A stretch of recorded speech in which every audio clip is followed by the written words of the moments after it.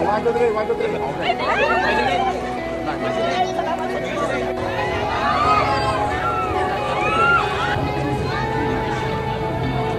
You are the shelter.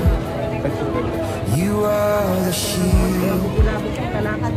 Through every battle, your power revealed.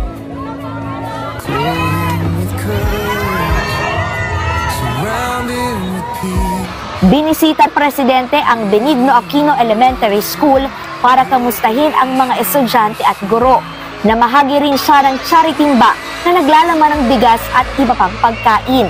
Aabot sa 2,500 charity timba ang naiabot ng Philippine Charity Sweepstakes Office sa mga residente ng Baseco.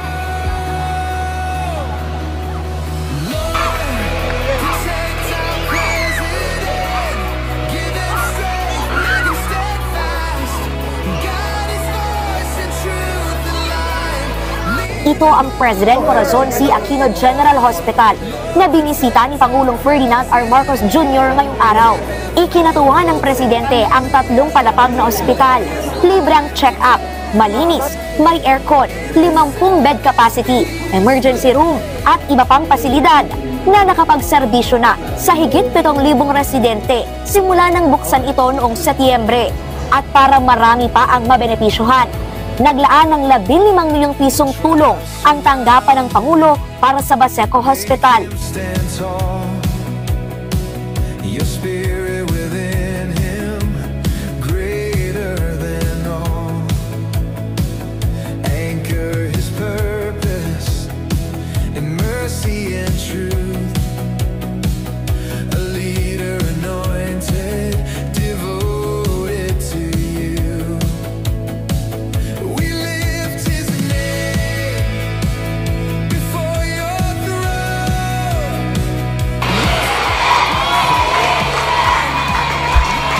Maraming salamat sa ating butihing Jorme sa kanyang mga salita at sa kanyang pagpakilala. Pagsiupo po tayo. Magandang umaga po mga taga-Baseco. Bakit kayo nandito? Mukhang hindi naman kayo pasyente at ang lalakas ng boses ninyo. Magandang umaga po at kami umiikot. Ipinagmamalaki po sa atin ni Mayor Isko ang kanyang ospital na binago at rehabilitate at ginawang mas moderno. Nagyayabang nga po sa akin, pagdaan namin dito sa ospital, sabi ko may karapatan naman magyabang dahil napakaganda ng ospital ninyo. Ngayon lang ako nakakita ng barangay hospital na luma ang ibang provincial hospital sa Pilipinas. Kaya napakapalad po natin na meron tayong Mayor Isko na talagang inaalala ang kalagayan ng kanyang mga constituent. Ito po, kaya naman meron siyang ipagmamalaki. Mula nung mabuksan ang Baseco Hospital, binuksan ito 5 September, noong nakarang September. At binilang namin ang mga naging pasyente hanggang November 24, nung last week, ay 7,000 na. Labis sa 7,308 na pasyente ang dumaan na rito. Kaya nakita natin na napakahalaga ng serbisyo, lalong-lalo na kapag pinag-uusapan ay ang kalusugan ng ating mga kababayan. At sa bawat araw, more or less dito, 200-220 na pasyente ang dumadaan dito. Kaya marami talaga ang nagiging beneficiary dito dahil sa magandang healthcare na ginagawa ng pagkakaisa ng local government at saka ng national government. Alam niyo po, ako po ay lumaki sa local government. 9 na taon po ako naging gobernador ng Ilocos Norte.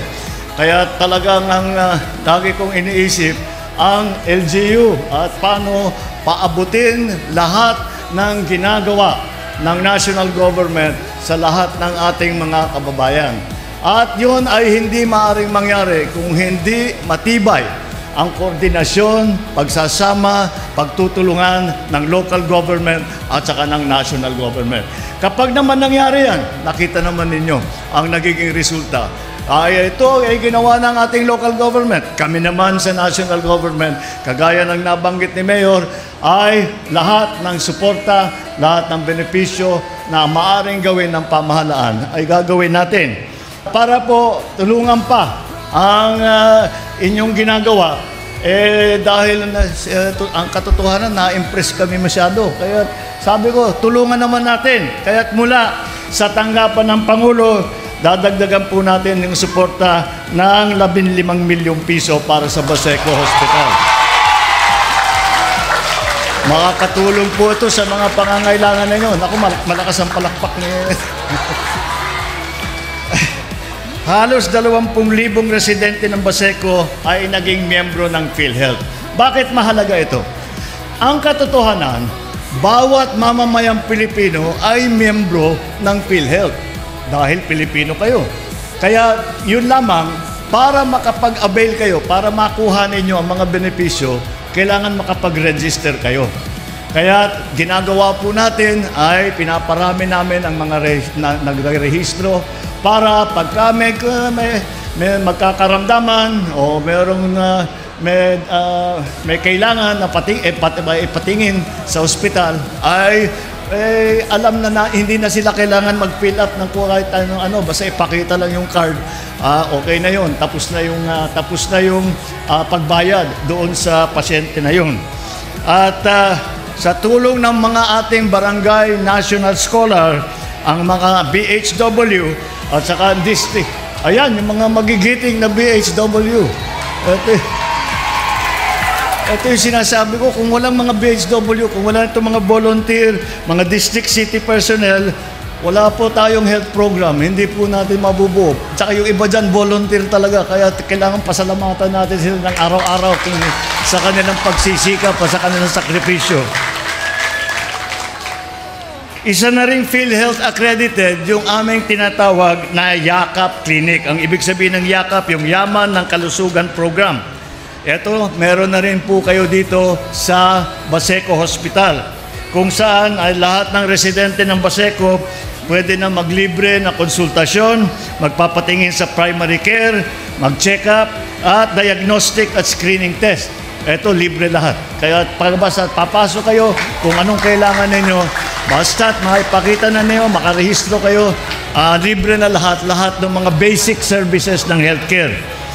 Dapat gamitin po na yung sana magamit ninyo yung YAKAP Clinic namin, at ito po ay malaking tulong sa ating healthcare unit. Mapapagaan din dito ang bigat ng obligasyon ng mga employer, at maaring umabot sa 15 bilyong piso ang mililikom mula sa nantalang premium payments. Kaya't kaya natin bayaran kung maayos ang management at ipaikot natin yung pera, ay tuloy-tuloy, hindi mauubusan ito at hindi naman malulugi ang gobyerno.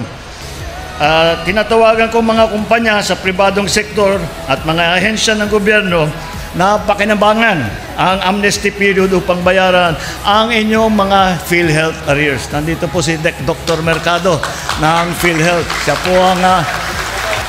Siya po ang gumagawa lahat ng itong mga benepisyo na binibigay na pagbabago, siya ang nagbago po. Lahat po ng ating mga porsyento na ibinabayad, pati sa gamot, pati sa mga pagtingin. Alam niyo po, nung ako lumalaki, napun ako po na ang tao, kahit gaano kayaman, kahit gaano kasikat, kapag may sakit, ay hindi masaya na tao.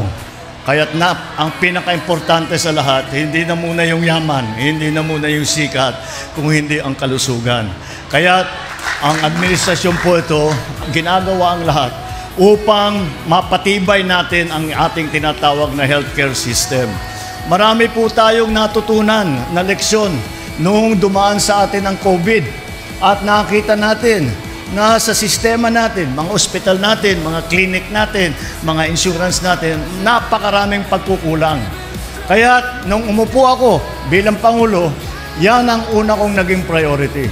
Sabi ko, tignan natin, matuto na tayo. Dumaan na nga tayo sa COVID. Marami sa ating ang namatayan. Huwag na natin paulitin yan.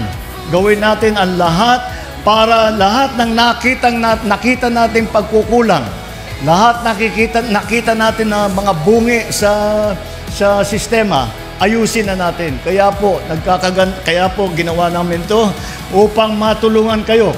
Huwag sanang maulit ang pandemya. Ngunit kahit na kung sakali man ay bumalik yan o magkaroon ng bago, ay asahan naman po ninyo. Andito po ang inyong pamahalaan.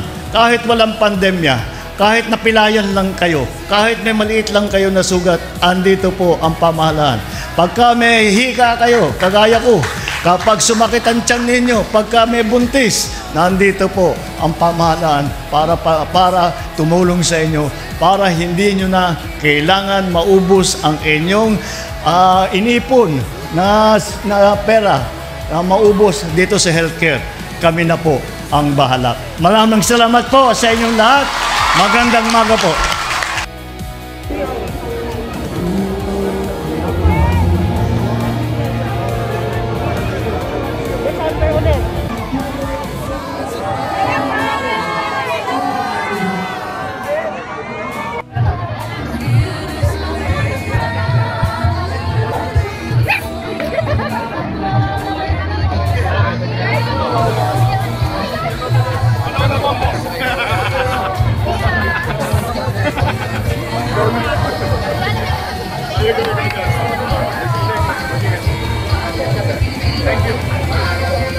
Pinasinayaan na ngayong araw ang San Lazaro Residences sa Maynila sa pangunguna ni Pangulong Ferdinand R. Marcos Jr.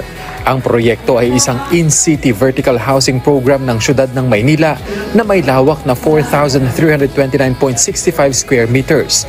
Mayroon itong 20 palapag, 382 residential units, kasama pa ang 169 parking slots. Kabilang din sa amenities nito ang indoor at outdoor activity spaces, function room, swimming pool at roof deck para matiyak ang kalidad ng pamumuhay ng mga titira rito. Parte rin ng gusali ay nakalaan para sa health services dahil nakapwesto mula sa una hanggang ika-4 na palapag ang bagong Manila Public Health Laboratory, habang sa first floor hanggang second floor naman ang Lanuza Health Center.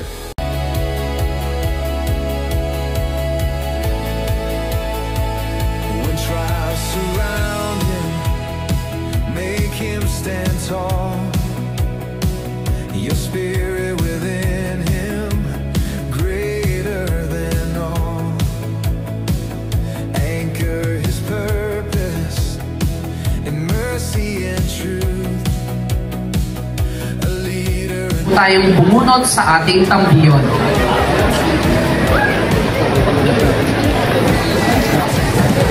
At ang unang makakatanggap ng isang unit dito sa San Lazaro Residences ay si Rainan Melka Lachica, Congratulations, Raina! 711 Del Pan Street, Barangay 273.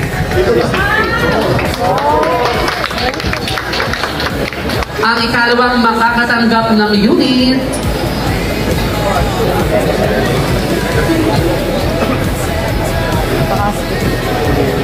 Ito naman ang susunod. Helen Tianday Indino na 23 CP Garcia Street, Tondo, Manila, Barangay 120, District 1. Congratulations, Ma'am Helen! At ang ikatlong mapipili ng ating mahal na Pangulo na tatanggap ng unit ay si Evangeline Yambut Castañeda, 1225 Narciso Street, Barangay 847, District 6. Congratulations! Congratulations, Ma'am Evangeline! At maraming salamat po, mahal na Pangulo. Isa pa raw po? Dalawa pa po.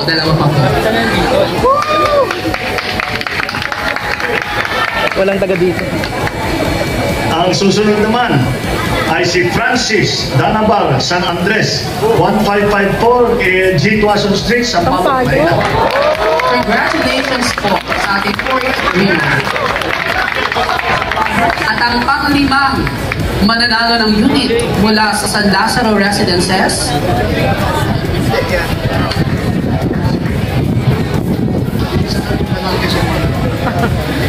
Okay. Ang sumunod naman, Emeline Balatinsayo, Palencia.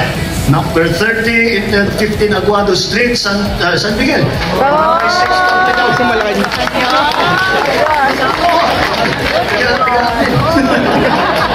Congratulations po. Congratulations sa inyo. Maganda po ng aming inikot dito sa inyong San Lazaro na housing na ginawa, na nakakaiba sa lahat ng aming ginawang housing sa national government.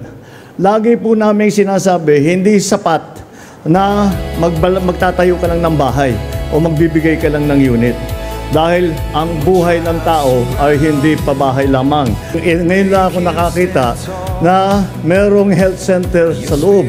Kaya yung mga nakatira dito, hindi na kailangan lumabas pa ng building nila. We will share the credit, pero ang katotohanan gawain po ito ng Manila City Government. Kaya magpasalamat tayo sa inyong mayor, sa inyong vice mayor, lahat ng city council, dahil ginawa nila yung Manila Urban Housing Ordinance na ginawang opisyal ang pabahay para sa mga mahihirap na Manila resident at empleyado ng gobyerno na salary grade 18 at pababa.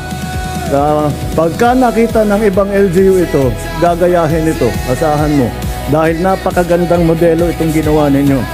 Napakapalad ninyo na ang liderato ng lungsod ng Maynila ay talagang malapit sa tao, nauunawaan ang pangangailangan ng ating mga kababayan at hindi lamang nauunawaan kung hindi ginagawang kaagad ng solusyon. Kahit hindi national government project po ito, ay gusto kong ipakita sa lahat ng taong bayan na ito ang maaari nating gawin. Basta't magandang ugnayan, basta't magandang pag-coordinate ng national at saka local government, marami tayong magagawa. Ito, local government pa lang, pag pinagsama mo pati, yan na nga, yung mga funding, yung mga pondo na manggagaling sa national government, yan po, ay makikita po ninyo, ay napakalaki ang magiging benepisyo sa ating mga kababayan. Unang-una po, naiyak po ako kasi hindi ako nakapaniwala. Kasi patagal ko na rin pinag-pray na mabunot ako. And naiyak ako. Ayun, tumantuwa po. Nagulat. Siyempre, para ako nasala pa. Dahil ngayon lang po kami, almost 42 years sa Maynila na wala kami tirahan ng sarili. At nagpapasalamat kami kay Yorme dahil nga sa kanya lang kami nagkaroon ng pagkakataon magkaroon ng sariling maisip, ano namin ng bahay namin talaga na maganda, maayos, at maliwalas po. Maganda po. Kumbaga malaking tulong po para sa mga empleyado na mababang sweldo na hindi makaka-afford na umupa ng malaki. Kaya nga po, tuwan-tuwa kami lahat ng mga mababang sweldo na nagkaroon kami ng ganyan pabahay.